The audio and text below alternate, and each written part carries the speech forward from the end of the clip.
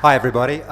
Like Paul, I've reached the age where my drag needs to include a pair of glasses in order to see my notes. That's me on the right, in case you can't actually tell the difference. I'm going to give a little history with pictures, basically. Pauline Hanson rocketed to fame and into Parliament in 1996 with her racist views about Aboriginal and Asian people. She was wrapped in the flag, and she was wrapped in a sort of a media-friendly cocoon of down-home Aussie xenophobia. The next year, 1 in 4 Queenslanders voted for her in a state election. I became Pauline Pantsdown, her evil twin. In that pre-internet time, I wanted access to the same sort of privileged mainstream media that she existed inside, so that I could rip apart her politics on her own turf. So I'd become like a simulacrum of her media persona, dress like her, sort of acts like her as much as I could. So I started recording her. To prepare, I spent hundreds of hours splicing her voice recordings. And reversing her racism didn't seem to be funny at all. It was just all too serious. But making her into a heterophobic gay activist seemed to work with her words, using her same style of argument. So I came up with a song called I'm a Backdoor Man for the Ku Klux Klan. The song was the #1 request for 10 days on 2JJJ in 1997. But Pauline Hanson got the song banned before I could ever release it, so I retreated and spent a year planning a bigger project.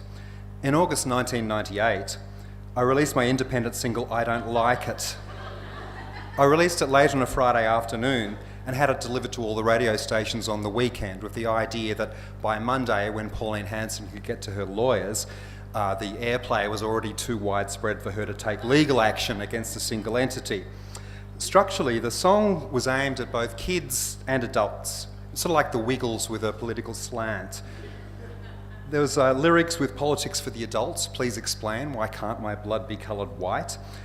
And then simple rhyming ridicule for the kids to sing at the end of year concerts. 1, 2, 3, 4, 5, 6, 7, 8, racist rubbish, racist hate. I'd also timed the release of the single around the federal election, which was announced 2 days after the single's release. The song hit the charts. I legally changed my name to Pauline Pantsdown and launched a campaign for a New South Wales federal Senate seat. I knew I had a maximum of 6 weeks of celebrity status to manipulate. Pauline Hanson's task for the election was to become more real, to create credible policies, while simultaneously trying to maintain her I'm not a politician image. But my task was to deconstruct and expose the artificiality of her populist image, also by pretending to be real, sort of like the people's Pauline, I used to say, with a smile, working the media with sound grabs that were really just as stupid as hers. And by a pure coincidence, I found a shop where she had bought her clothes, and I stocked up on all the same brands. With the song now a top 10 hit, Pauline Hanson's own voice was blocked out. I was all over entertainment and news TV for 6 weeks, and the CD shops would blast out the song while she visited shopping centres and tried to speak to people. But in the last weeks of the campaign, I wanted to merge the Paulines to sort of make us indistinguishable, a bit of a double act, or, you know, like 2 for the price of 1. So I began to chase her around the campaign stops, and I wanted to get it this time like into the same photo frames as her. So here I am with what turned out to be her secret lover, actually, who was her political, at that stage we knew him as her political Svengali, David Oldfield, and he's trying to prevent me going inside the bowling club to see Pauline. And when Pauline Hanson finally came outside, you can see her on the left there with her fixed smile on, and her federal policeman in the foreground sort of wedged me between himself and no-neck cigarette man, who then sort of blocked me from Pauline and then kneed my videographer in the thigh as Pauline passed. Another beautiful shot there. It reminds me a bit of that Robert De Niro in Taxi Driver, sort of at the back, ready to do something. I was invited to the AFL Grand Final breakfast in Melbourne, which traditionally all the politicians go to, and they'd asked me instead of Pauline Hanson. So it's a bit dark there, unfortunately. If you guys could bump up the brightness a bit, it'd be wonderful. At the Crown Casino, I made sure I was photographed shaking hands with all the politicians because I was replacing Pauline, such as opposition leader Kim Beazley there there. I approached John Howard because I wanted to have a chat to him about his 1984 anti-Asian statements, and he was always trying to disassociate himself from Pauline Hanson because people would then bring up his own racist statements. And so I thought I could fill in for Pauline in that way as well. So I approached John Howard on the stage, and at the back of the hall my boyfriend Cedric was filming, and then just as I reached John Howard, two of the federal policemen grabbed Cedric and turned him to the side and waited until I passed John Howard and then let him go again and walked away. So he obviously didn't want the Pauline and John shot. I flew to Brisbane to attend the Supreme Court, where we were trying to appeal the ban on Backdoor Man, my other song, because we wanted to get a second hit on the radio for the last week of the campaign before the election.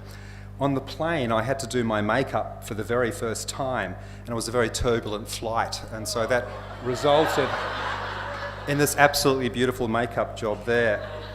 Unfortunately, the court ruled that the song should stay banned, but if you have a look at SoundCloud, you'll find it. Pauline Hanson gave a 1-minute press conference and then left in a car seconds before my taxi pulled up. I jumped out and gave a press conference in exactly the same spot. I was asked if I regretted causing her pain, and my reply was, I regret that Mrs. Hanson has caused a rising tide of violence against Asian people in this country.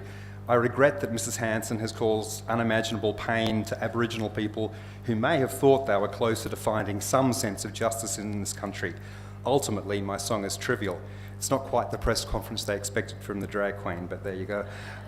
Neither of us were unfortunately elected to Parliament on the following weekend. It was either going to be both Paulines or neither. Cameron Thompson, who defeated her in his local seat, he said, we concentrated on doing something for the local people, while Hanson just seemed to be battling Pauline Pantsdown and running a three-ring circus with the media. 15 years later, ... just do that quick movie music where you jump forward in time, I was asked to appear on a one-hit wonder segment last year on the morning show. And in the final seconds of the song, I ripped off my blouse to expose this beautiful t-shirt that you'll see in the next shot. Abbott is inside me. Which I think is probably my first and last appearance on breakfast television. But doing it again gave me a sense perhaps that there was something I could still do with the character. In June this year, Pauline Hanson emerged from the grave at the same time as the Walking Dead new season started to run for the Senate. She started a Facebook page and she hired the nation's best preference dealer to help her, and I thought that was a bit alarming. This is a guy who knows how to get people elected. So I reactivated Pauline Pantsdown on Facebook, and I quickly built a large following using a childish game of one-upmanship with pictures like this saying, please help me keep ahead of Pauline Hanson in friend numbers. So we built it up very quickly. I began to spread information, actual information about the minor parties who had preferenced Pauline Hanson high on their tickets, including some parties on the left, like the Animal Justice Party. My studies of the Senate preferencing system, it turned into something of an education campaign. So I'd be sort of giving out people information before the election, but also interspersed with some childish sort of jokes along the way.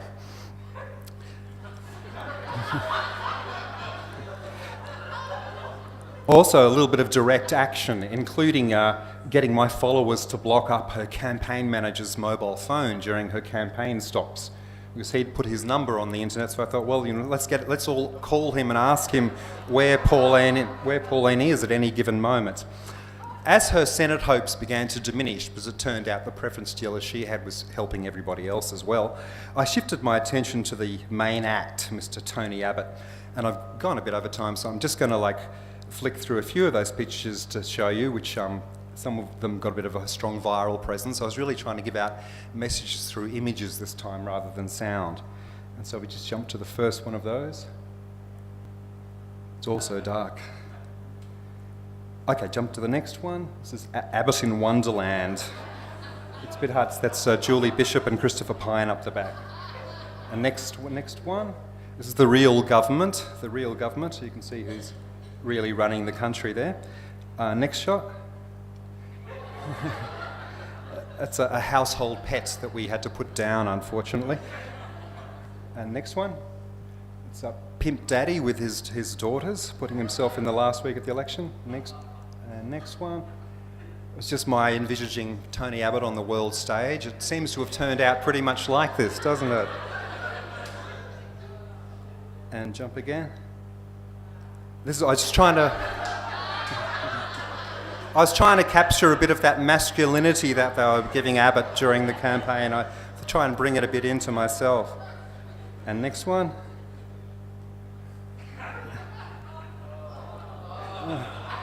And then the last one.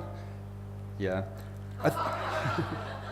I think that, ultimately my aim with these images and character and music and stuff over the last 15 years has been that with me, I get angry about things, and I find that with me, if I can channel it somehow into humour to make a point about social injustice, that I can put it in a place where hopefully other people can also use that humour to sometimes see issues more clearly and take their own actions, to improve the lot of what can be a very strange and troubled country sometimes. Look, thanks very much for your time. Catch you later.